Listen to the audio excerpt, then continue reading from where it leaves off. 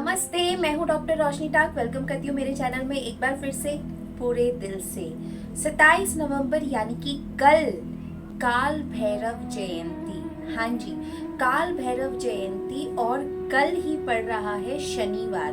तो शनिवार को वैसे भी मैं हमेशा बोलती हूँ कि यदि आपको किसी भी तरीके से शनि की 7.5 ढैया दशा, महादशा, अंतरदशा, प्रंतरदशा चल रही है तो आपको भैरव मंदिर जाना ही जाना चाहिए, क्योंकि भैरव जो है वो भगवान शिव के स्वरूप माने जाते हैं और काल भैरव जो है वो बहुत उग्र स्वरूप है उनका। इसलिए अगर आप घर में पूजा करते हैं तो आप बटुक भैरवनाथ की पूजा कर सकते हैं और हर शनिवार को विशेष फलदायी होता है।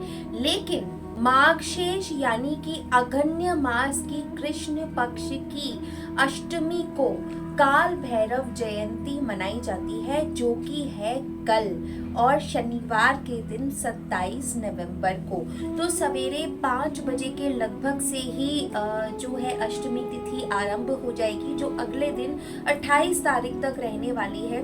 तो पूरा दिन ये तिथि रहेगी, लेकिन भैरव जी की पूजा जो है वो शाम को करना अच्छा फलदायी माना जाता है। तो आप क्या क्या विशेष कर सकते हैं कल भैरव जयंती पे? तो सबसे पहले तो आप चौमुख दीपक भैरव जी को ज़रूर अर्पण कीजिए और उसमें थोड़े से काले आप तिल या काली उड़द आप ज़रूर उसमें डाल दीजिए। चौमुख यानी 4 बत्ती वाला दिया आप भैरव जी को चढ़ाइए। साथ में पीपल में भी आप दीपक लगाइए। इसके अलावा उड़द की दाल जो होती है उससे बनी हुई चीज़ें उनको बेहद प्रिय होती हैं। तो आप दाल की कचौरी या फिर इमरती जिसे हम कहते हैं, कई जगह पे कंगन कहा जाता है उसे, इमरती को, वो उसका आप भोग लगा सकते हैं। अगर वो ना मिले तो आप काले गुलाब जामुन का भी भोग लगा सकते हैं। इसके अलावा आप दही बड़े का भोग विशेषकर काल भैरव जयंती पे लगा सकते हैं। इसके अलावा यदि आपको कोई ऐसा भय है, संकट है, आपको महसूस हो रहा है कि बहुत कर्जा है या किसी कोर्ट में केस चल रहा है जिससे निजात नहीं मिल रही है, ऐसे केस में आप भगवान काल भैरव को नींबू से बनी हुई माला भी अर्पित कर सकते हैं। उसमें 13 नींबू होंगे तो बहुत है, 13 नींबू लगा के आप एक माला बना के काल भैरव जी को चढ़ा सकते हैं। गुलाब के फूल या गुलाब की माला आप काल भैरव जी को चढ़ाइए। देखिए, वैसे तो मैं मानती हूँ कि दिल से आप जो भी भगवान के लिए कर देते हैं वो सफिशिएंट हो जाता है। लेकिन हम जैसे बात करते हैं ना कि अगर आज मेरा बर्थडे है तो मुझे क्या पसंद है कि आप मुझे गिफ्ट दें, उसी हिसाब से भगवान को क्या प्रिय है तो हम उनको वो अर्पण करते हैं, जिससे भगवान और ज़्यादा प्रसन्न हो जाएं, जल्दी प्रसन्न हो जाएं।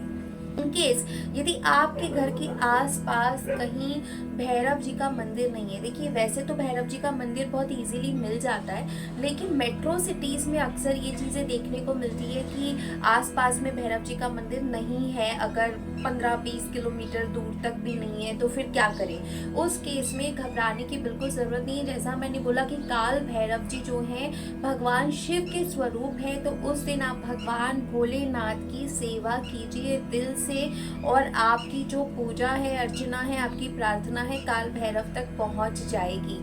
अगर आप भगवान शिव की पूजा कर रहे हैं तो उनको बेलपत्र पे लाल चंदन से ओम नमः शिवाय लिख के ज़रूर अर्पित कीजिए। सफ़ेद चंदन आप उन्हें चढ़ाइए और भगवान भोलेनाथ का अच्छे से अभिषेक कीजिए। चाहे मर्जी जल से कीजिए, जिस भी पदार्थ से आप करना चाहते हो उस पदार्थ से आप कीजिए और भगवान भोलेनाथ को ही आप हाथ जोड़ के अपनी सारी बातें कह दीजिए। सुगंधित अगरबत्ती, इत्र आप भोलेनाथ को भी चढ़ा सकते हैं। यदि आप भैरव मंदिर जा रहे हैं तो भैरव जी को भी अर्पित कर सकते हैं। गूगल जो हम कहते हैं, गूगल वाली अगरबत्ती आप यूज़ कर सकते हैं, बहुत अच्छी और शुभ मानी जाती है। भैरव चालीसा का पाठ करिए उस दिन आप, और भैरव 108 नामावली भैरव चालीसा के पीछे दी हुई होती है, वो ज़रूर बोलिए। ओम काल भैरवाय नमो नमः का आप जाप भी कर सकते हैं।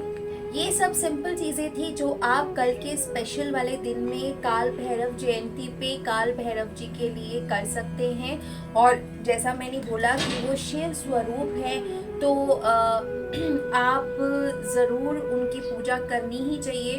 तो यदि आप किसी भी तरीके से अगर शनि की दशा, महादशा, अंतरदशा, प्रंतरदशा या किसी दृष्टि से पीड़ित हैं तो आपको वैसे भी सैटरडे को जाना चाहिए। इसके अलावा जैसे भगवान भोलेनाथ की सवारी नंदी है, माँ दुर्गा की शेर है, उसी तरीके से जो भैरव जी हैं उनकी सवारी कुत्ता है। तो कुत्तों की सेवा आप ज़रूर कीजिए, मैं वैसे भी कहती हूँ। लेकिन स्पेशली अगर काला कुत्ता यदि आपको मिल जाए तो मज़ा ही आ जाएगा। लेकिन अगर काला कुत्ता ना भी मिले तो किसी भी कुत्ते को आप जो ये प्रसाद चढ़ाएंगे, ये प्रसाद थोड़ा सा आप खा के अपनी फैमिली को डिस्ट्रीब्यूट करके बाकी थोड़ा थोड़ा कुत्तों को डिस्ट्रीब्यूट ज़रूर कीजिए। और उसके अलावा भी आप कुत्तों को कुछ भी, जो भी आप दूध पिलाना चाहते हैं, कुछ खिलाना चाहते हैं, बिस्किट खिलाना चाहते हैं, वो आप रोटी दे सकते हैं। अगर आप कुछ भी नहीं कर रहे, मान लीजिए आपके घर के पास में भैरव मंदिर नहीं है, तो आप सिंपल एक गुड़ की रोटी बनाइए और वो आप कुत्ते को मीठी रोटी खिला दीजिए। तो ये सब चीज़ें आप कल के दिन में कर सकते हैं। लेकिन कुछ चीज़ें आपको कल तो बिल्कुल नहीं करनी और वैसे भी नहीं करनी चाहिए। देखिए क्या होता है, जैसे मान लीजिए कि आप एक सोसाइटी में रहते हैं, वहाँ पे कोई नीचे बिल्ली के बच्चे या कुत्ते के बच्चे हैं जो रो रहे हैं, तो अक्सर हम जाने अनजाने में कई लोग ये गलतियाँ कर देते हैं। ये मत कहिएगा हम नहीं करते, मैंने खुद देखा है बहुत लोग कर देते हैं। आप इस दिन स्पेशली किसी भी जानवर को बिल्कुल दुत्कारिएगा नहीं। मतलब होता है ना हट हट हट, ऐसा भी नहीं, दुत्कारना किसी जानवर को नहीं है बाय मिस्टेक भी, कल के दिन तो स्पेशली। वैसे भी हमें कोशिश करनी चाहिए कि हम किसी जानवर से दुत्कार की बात ना करें। अक्सर हमें होता है कि रात को कोई जानवर रो रहा है, हमें नींद नहीं आ रही, गुस्सा आ रहा है और हम उस पर पानी फेंक देते हैं या पत्थर मार देते हैं या उसको डांट के भगा देते हैं। देखिए वो जानवर है, बात नहीं कर सकते, है ना। तो जिन जानवरों को हम घर पे रखते हैं उनको हम बड़ा पैम्पर करके रखते हैं, लेकिन वो भी बच्चे ही हैं, बेजुबान हैं। हमें उनका दर्द समझना चाहिए। क्या पता वो अगर रात को रो रहा है तो वो भूखा हो। तो अपने आसपास के जानवरों को वैसे भी आप जितनी आपकी परिस्थिति हो, मैं ये नहीं कहती कि आप उन्हीं पे ध्यान लगाइए, लेकिन अपने अच्छे मन से जितनी परिस्थिति आपकी हो उसके हिसाब से आप बेजुबान जानवरों की सेवा ज़रूर कीजिए। वैसे भी जितने भी ये क्रूर ग्रह कहे जाते हैं, शनि, राहु, केतु, ये सब इन बेजुबानों की जो सेवा से बहुत प्रसन्न हो जाते हैं बहुत जल्दी, और ये कभी आपको परेशान नहीं करेंगे ऐसे ग्रह। तो अगर उनकी ना सही, खुद की सोच के, स्वार्थ से ही सही यार, अपना अच्छा सोच के इन बेजुबानों से अच्छे से पेश आइए, अच्छे से प्यार से बात कीजिए। मैं नहीं कहती कि आप रास्ते के कुत्ते को पुचकारना शुरू कर दीजिए, उसे प्यार करना शुरू कर दीजिए। ठीक है, आपको हाइजीन प्रॉब्लम है, आप नहीं करना चाहते, आपको उतना प्यार नहीं है, ओके, पर आप किसी जानवर को मारिए मत। गाड़ी निकालते वक्त ध्यान रखिए कोई जानवर आपकी गाड़ी के नीचे सो तो नहीं रहा है। अगर आप कहीं से गुजर रहे हैं, आपके पॉकेट में 10, 15, 20 रुपए हैं, तो आप जानवर को बिस्किट खिला सकते हैं, दूध पिला सकते हैं, गाय को रोटी दे सकते हैं, चारा दे सकते हैं। तो इस तरीके की जो चीज़ें हैं वो आपको हमेशा करनी चाहिए, लेकिन कल के दिन स्पेशली ज़रूर कर लीजिएगा, खुद के लिए कर लीजिएगा। तो आज की वीडियो में इतना ही। जल्दी मिलूंगी आपसे एक और अच्छे बढ़िया इन्फॉर्मेटिव वीडियो के साथ। तब तक के लिए मुझे दीजिए इजाज़त। मैं हूँ आपकी डॉक्टर रोशनी टाग। अगर आपको ये वीडियो अच्छा लगता है तो इसे थम्स अप ज़रूर करिएगा। मुझे सपोर्ट करने के लिए मेरे चैनल को सब्सक्राइब कीजिएगा। मेरी ये कोशिश रहती है ईजी से ईजी रेमेडी आपको बताओ, जिससे झटपट आप रेमेडी भी कर लो, आपको पता भी ना चले और आपकी ज़िंदगी में विजिबल चेंज भी आ जाए।